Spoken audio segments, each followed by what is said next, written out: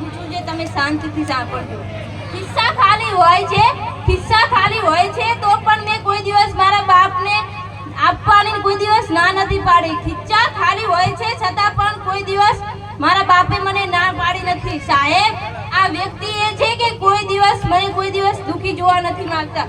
દીકરીનું હોવું એક સદભાગ્ય છે. ભગવાન જ્યારે ધરતી પર દીકરાને મોકલે છે ત્યારે કહે છે કે જા તારા બાપને મદદ કરજે, પણ ભગવાન જ્યારે દીકરીને મોકલે છે ધરતી પર ત્યારે ભગવાન કહેતો હોય છે કે જા તારા બાપને હું મદદ કરીશ.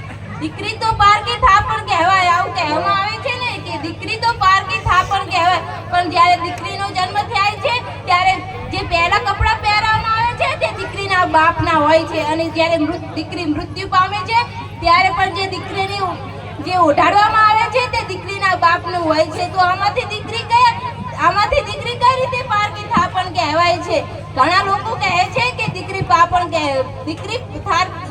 થાપણ કહેવાય છે, પણ આમાં કઈ રીતે દીકરી પારકી થાપણ કહેવાય? એક દીકરીએ ખૂબ લખ્યું છે એના પપ્પા વિશે,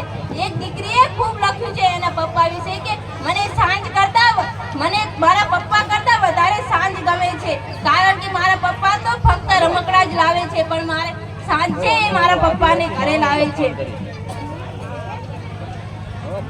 એક બાપ અને દીકરી. બાપ છે દીકરી પ્રત્યે પોતાનું જીવન આખું ખર્ચી નાખતું હોય છે, ત્યારે જે દીકરી તેના પપ્પાના પ્રેમ ઉપર ધૂળ નાખતી હોય છે.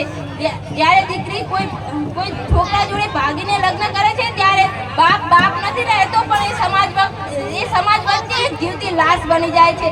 મને મારા પપ્પા પ્રત્યે ખૂબ જ લાગણી છે, કારણ કે મને અત્યાર સુધી અહીં પહોંચાડી છે. લવ યુ પપ્પા.